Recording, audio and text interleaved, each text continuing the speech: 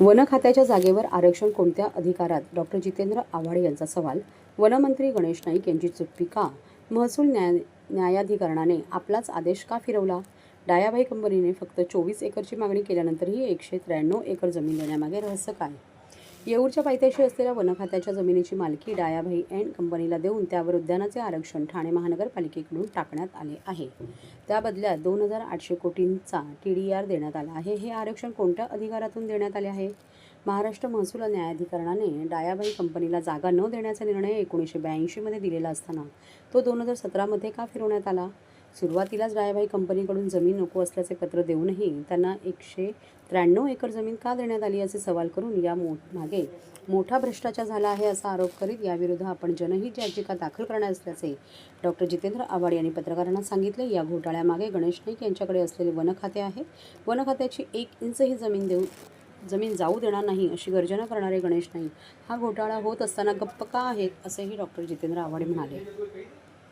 येऊरच्या पायथ्याशी असलेली तब्बल 193 एकर जागा ठाणे महानगरपालिकेच्या वतीने बायोडायव्हर्सिटी पार्क म्हणून आरक्षित करण्यात आली आहे. या जागेच्या मोबदल्यापोटी Dayabhai and company private limited या कंपनीला जवळपास 2,800 कोटी रुपयांचा TDR दिला जात आहे. याबाबत डॉक्टर जितेंद्र आव्हाड आणि मनोज प्रधान यांनी ठाणे महानगरपालिका आयुक्त सौरभ राव यांची भेट घेतली. या भेटीनंतर डॉक्टर जितेंद्र आव्हाड यांनी पत्रकारांशी बोलत होते. त्यावेळी नगरसेवक यासिन कुरेशी, नगरसेविका मनीषा भगत, दीपाली भगत आदी उपस्थित होते. महापालिका आणि वन खातं असं कंबाईंड आहे.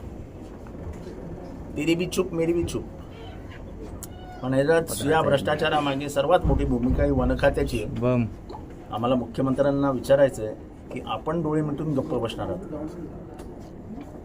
आपल्या कानावरती हे सगळं येत असताना सर्वोच्च न्यायालयात म्हणजे ही लढाई गेली 1975 पासून डायाबाई विरुद्ध वन खातं असताना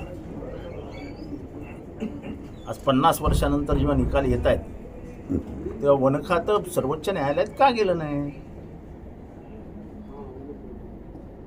हा, सर्वोच्च न्यायालय वन खात्याला ठरलं असतं तर आम्ही समजलो असतो, पण जायचंच नाही. याचा अर्थ तेरा भी तू भी ले मैं भी लेता हूं, सब मिलके बांट के खाएंगे. सर, वनमंत्री गणेश नाईक यांनी पटलावरती त्यांनी म्हटलं होतं, पटलावरचा रेकॉर्डवरचा नाही, माझीही अशी भावना आहे की एवढा मोठा भ्रष्टाचार उघड्या डोळ्याने गणेश नाईक बघणार नाही. पण गणेश नाईक शांत काय आहेत?